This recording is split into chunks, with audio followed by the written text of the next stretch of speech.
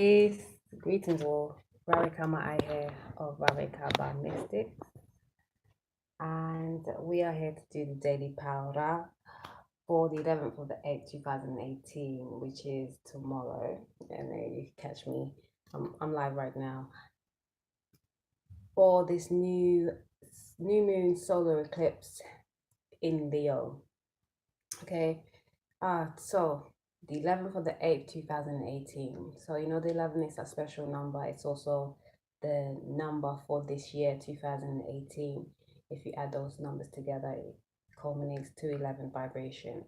And in numerology, the study of numbers, 11 is a master number, which looks at your intuitive nature, your innate knowing, okay, divine guidance. Also, on the lower octave of the 11 is the 2, which looks at partnerships, balance, emotions. And so we have a double energy of the 11 on the 8th month, which is all about you owning your power, your personal power at its best, you know, and organizing, managing, tackling money matters, as well as wounds, you know, so we can best move forward and complete all past issues so we can make the moves right now for a better future. And the 11/08/2018 altogether adds to a 12, which whittling the 1 and the 2 down is the 3. 3 being that synergy, the divinity, the magic maker, you know, the creator. And we being in Leo season, the moon being in Leo, that 3 is even more, it's more expanding with it. You know, 3 is all about creativity, and Leo is all about creativity, knowing that you are co-creator of your reality, of this realm. Leo energy is very much affiliated to the heart, the solar plexus, the soul's knowing. Okay, again affiliated to Ra, our soul assistant, our star system. 3 again is communications, it's communions, it's expansion. And I'll just show you the chart real quick as I see it. Don't mind that my storage is not looking so good. But yeah. Give thanks to Athens Chiminti as always for mastering the zodiac. Do check out his site and his YouTube channel. You know, you can see the dailies for the Sidereal, which is the astrology that looks at the exact correlation of the skies as below. You know, not the true side, not the Western astrology, which is the astrology that is backdated 2,000 years exact. You know, we are no longer where we were 2,000 years ago. But anyways, here we are, the moon and the soul right here in the constellation of Leo. And its most effective conjunction or aspect for this new moon is Mercury here. And I also feel Pluto in retrograde in Sagittarius, because it's again reminding us of that clearing up the wounds, the past issues. And remember, it's in retrograde, and also us being clear and doing the daily necessities to clear up the issues, or to check what the issues are on a daily basis. You know, we have Mercury and the North Node in Cancer telling us this is the way forward to check how we've been communicating, what is it that we are thinking about what we have gone through. Okay, because remember never to negate or forget that the universe is mental. So whatever your mind is conjuring, your life will recreate that. Remembering your power as a co-creator. Come on now, we want to create the best life. And I know, as always, on a daily, as the days go, with the mundane things to take care of, you know, sometimes we can get sidetracked. but always strive to pull yourself back and stay on up and up. This spread to me speaking to us about us aspiring higher. You know, firstly, upright in our root, which you know is an enterprise that I have, but it just speaks of everything we need for the coming of this new age. We have to check our foundation. How is it? How's it been sustained? Is it sustaining us? Make it as righteous as you possibly can, and then aspire higher, aspire to the great and glorious, not just the mundane. Okay, higher octaves. We have so many planets in retrograde, all these RX you see there. These are 7 planets in retrograde. Time to reflect and take heed of the aspects of life that we need to change so we can live a more purpose-filled life. Okay, today's archetype is Saturn as well, and Saturn is one of the big planets that are also in retrograde in Sagittarius. Again, looking at our mind and how we're needing to expand to get to the greatest heights. On a Saturn'Day is a great day to, you know, do that inventory work. It's a very much a reflective day. It's both a mental and a physical day. You know, the energies are there for you to play. The color therapy, indigo, brown, and black. Aroma therapy is myrrh, and the mineral therapy is lead. Okay, and the number generally vibrating is a 7. So again, reflective, spiritual. Okay, let's have a look at the spread for this day. It's speaking exactly what we need. We are in the new moon phase, and we have beginnings for the first angel message. And the new moon is always a great time to start, initiate newness, you know, a new attitude, a new project, a new haircut, however it goes. But also a great time to release, to realize what is needed to let go of, to then move forward in the newness. And we also have patience. It's being patient with ourselves to make these changes. It's reminding me of being merciful as well. You know, don't feel like, okay, if you hit a hurdle, then you ain't the shit. Like, yes, you pick yourself up and you continue on. That makes you the real shit, the real good shit, you know? Because you're striving for the best. And rebirth is a vulnerable stage. It can be scary as well. But as long as you're patient with yourself and continue on keeping on, we'll get there. The affirmation for beginnings is I welcome and nurture the new in my life. And for patience is all things happen at the perfect time. Yes, let the divine time flow. Don't rush nothing. Like, even, you know, you want to expect things, you want to expect the best, but sometimes trying to put expectations on people and situations is just a headache, because we can't govern somebody else. We can only govern ourselves.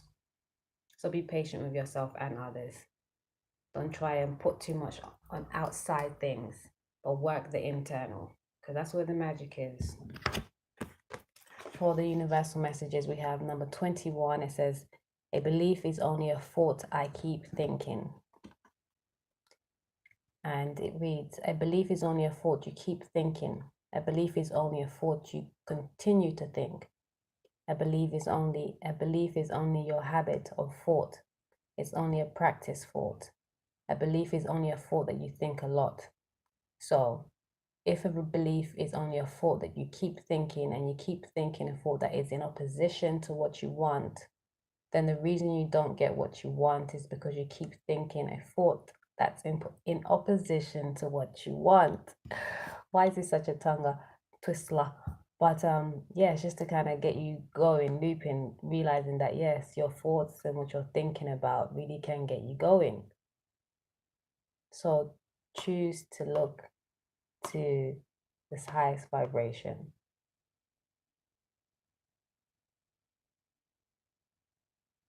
And check your beliefs, because sometimes facts or our beliefs are not the truth.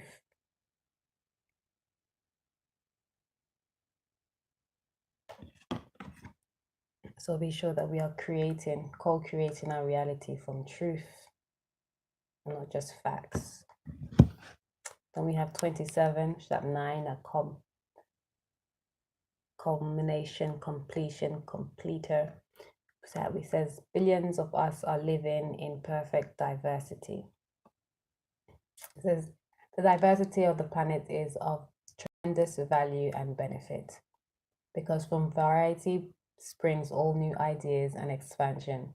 Without the diversity, there would be complacency and endlessness.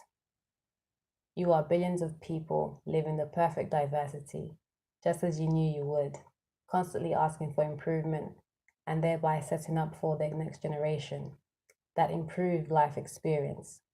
If you understand that and no longer clamored for the one right way to live, things would go better for you sooner. This reminds me of a conversation we had with Paul yesterday. Like, we all come in different phases and stages. And we all come with our uniqueness. And that makes the soul grow. Because if we all came to do the same thing, then it would be boring, you know? So we have to have the foundation, but let the foundation be of truth. And then branch out. But as long as the root is truth, wherever else you're coming from, it's all good, because we're all going to get up. Underneath the deck for the angel messages, we have discernment. And it's about trusting your intuition and moving with what your soul is calling, is knowing, is communicating. And commit to moving with that knowing and integrating. The yin and the yang always are moving with that balance. Underneath the deck for the vortex message, we have 42, 7, and said, should I leave or should I stay? And it's very empowering to discover that your patterns of thought do not have to follow your current situation. And therefore, your current situation on all subjects can change. We do not recommend taking the physical action of leaving a relationship without deliberately coming into thought alignment with the new desires that have been born out of your current relationship. And then whether you stay in this relationship or move on to another, you can have exactly what you desire. Yes, it's about not moving straight out of something and into something else. It's taking time to figure out what the steps were taken or not taken previously and how they felt inevitably, so you know how to best move next time more steadily. That reflection work always needed, especially when it comes to love relations, because your heart can get really tugged and really pulled in places and stuff. And I don't know about you, but for me, when love ain't right, shit, everything can go to pot sometimes, depending where my focus is and whether there's other things, you know, that's needing my attention too. But remember your power. Never stay anywhere where you know you shouldn't. And never go too far out of something, of the whim, you know? Take time always before leaving or staying. Do that reflective work and check yourself. So for tarot, we have Temperance and the Chariot. And then the 9 of Swords with Death. Okay. The message is, again, patience in the movement forward. Taking time to check what needs to be changed. And it's the stinking thinking. It's the ruminating, keeping yourself up at night. Not being well rested. Trying to make all the moves to be successful. And striving for the balance. Looking to divinity. But yet, still going through a lot of headache. That needs to change. And how is that going to change? Underneath the deck, We have the Hangman, you taking more time to do the introspective work and going on purpose and staying on purpose, going on with your purpose, staying on purpose. Keep building, realizing your power. Time and due diligence, no rush, no hush. Within time, again, more fulfillment will come, the emotional kind. We got the Knight of Wands here, Six of Pentacles, Three of Cups, and the World. Yeah, the passions will be coming in. Balance though, because this Knight of Wands sometimes is in and out, but it can stay where there's balance and real joy and fulfillment to conquer the world. This spread is really seemingly real. Yeah, I forget it's the Leo new moon. The new moon's always gonna give you that real whimsical feeling. It's like it's got you open to just realize that the world is at your oyster. The world is at your feet and it is your oyster, you know?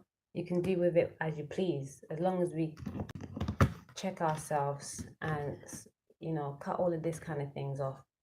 That's thinking, keeping us up at night, not getting rested, because, you know, we need that time to rest. We also need that time to play and work hard and be diligent. Yes, definitely.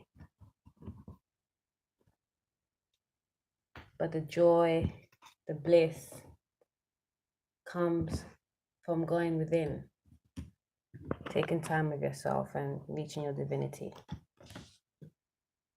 and staying optimistic for romance, staying optimistic about your love life. You know, positive thinking and faith will bring you romance. Yes, because that thinking is pushing it away. And know that it will be your soulmate next. If you keep on keeping on the highest vibration, on the highest octave,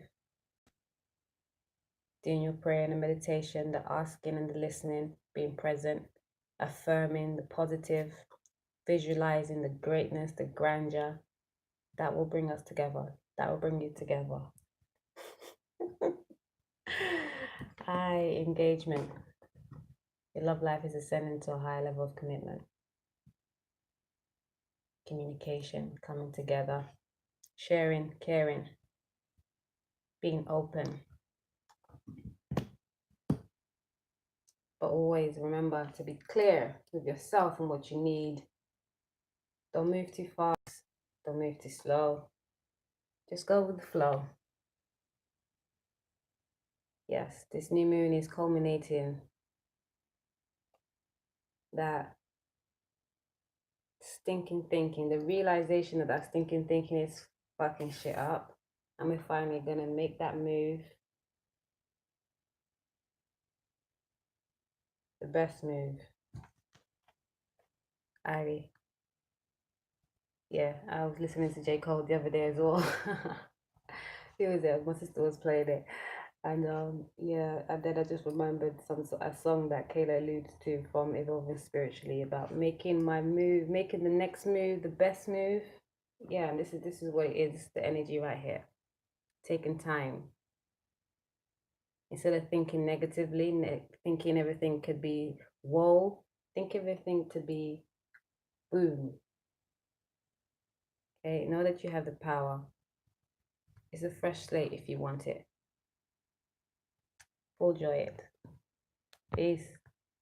Much love.